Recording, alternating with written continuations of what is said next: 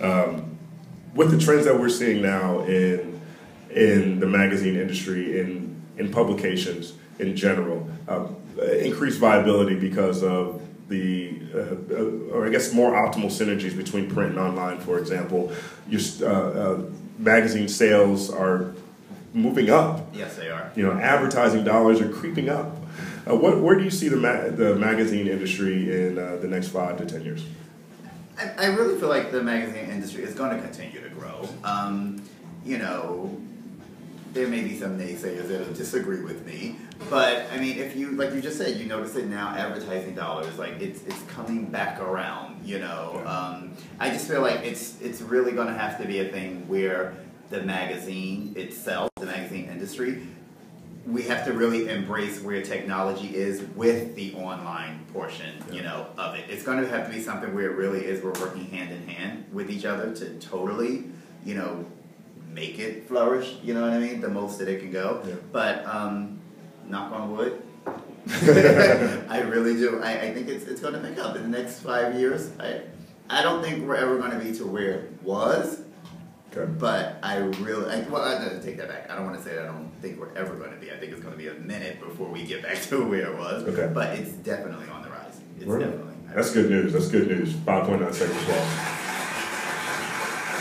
Yeah, I think the most difficult thing is to figure out the cost structure, the pricing structure. I don't know if SOPA and PIPA, these extreme legislations that are, you know, hemorrhaging the internet, stranglehold this entire revolution are the way to go. It didn't work when the IRA tried to do it at the turn of the century in response to Napster. I never think that you know, cutting people's access off to things they want is the best way to go. No, absolutely not. Yeah, that's good to hear. That's good to hear. Photo Rob predictions, Instagram. I love it. I've been on Instagram now 3 weeks. I feel like a photographer. I met a photographer yesterday over at Fuse. 3 things stand out, like I told you guys. One, his name was Screech. 2, I've never met anyone else named Screech in real life, you know, other than the guy. I mean, the only Screech I ever knew was off of Saved by the Bell. And 3, it was a black dude. So it was really, really, really surreal to even talk to this guy. But he's a photographer, and he hates Instagram. Is Instagram, as you see it, do you think these type of applications can actually have a impact on the field of photography, increase competition?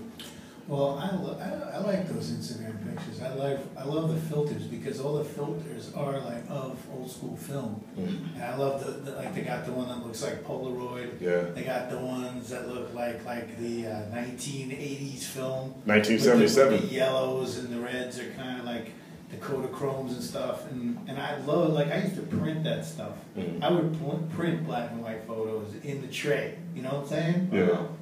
Shout out to my grandpa.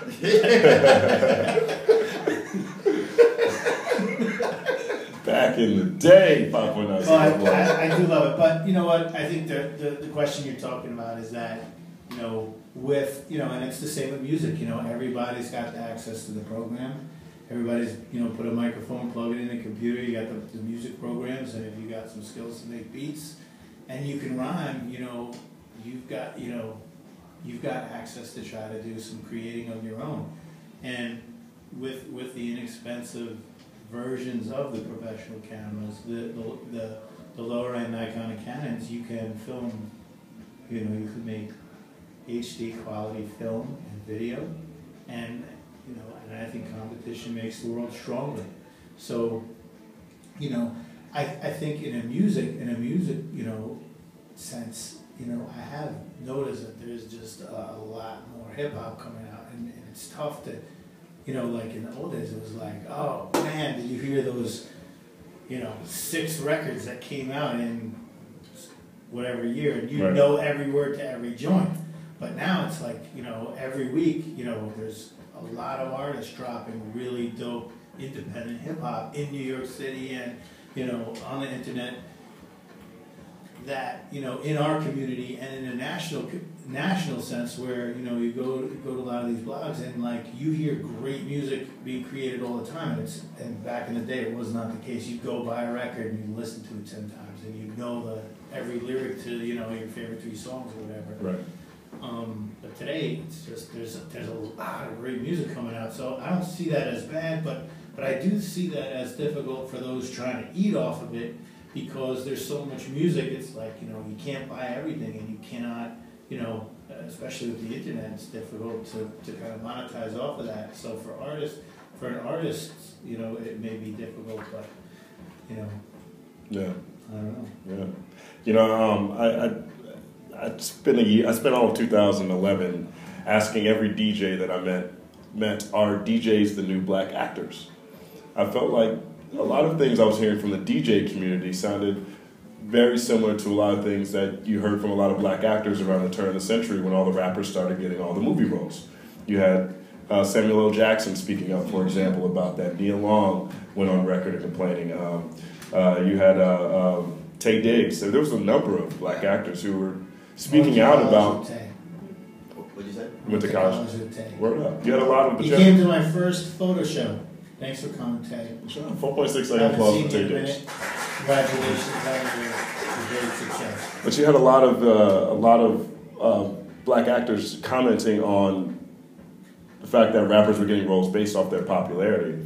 So I spent last year asking DJs the same question, and most of them responded. Actually, all but one responded, yeah, that's actually kind of how it is. But one of the points that they made was that the biggest problem that DJs, especially trained DJs or guys who have been DJing for a long time and even have adjusted to technology, to Serato, to being able to have a DJ app on your iPad, is that the listener can't tell anymore.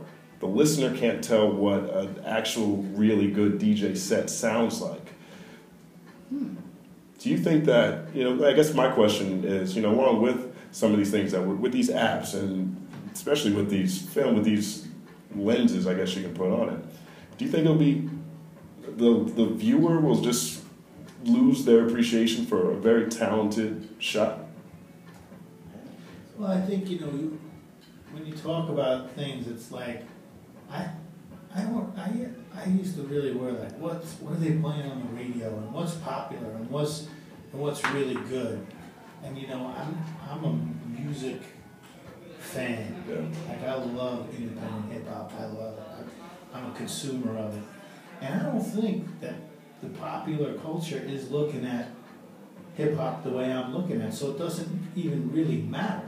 You know what I'm saying? And it's like with photography, I used to sit in the library looking at photographs, and I look at going through the magazines and look at the other work people are doing with a voracious, you know, sort of obsessive consumption of it.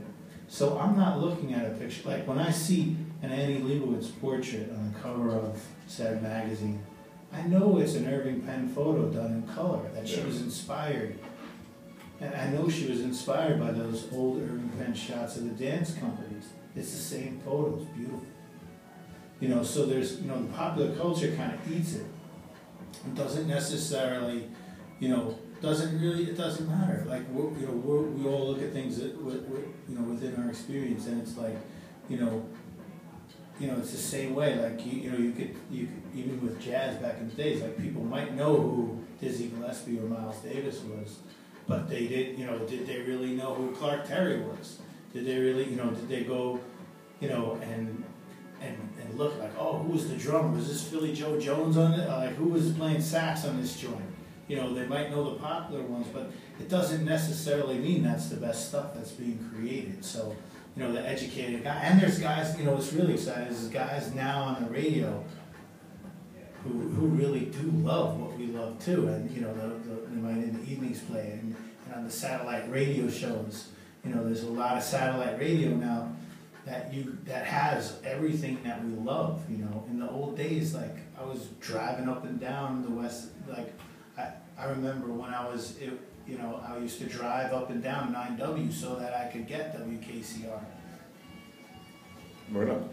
You know, it's like it was not as available. So now everything's really available. It's through the internet. It's pretty awesome, actually. It's pretty awesome though. But it's actually, there's just so much of it. So you have to kind of, you know, go through the good and the bad and then get what's really awesome. Right up.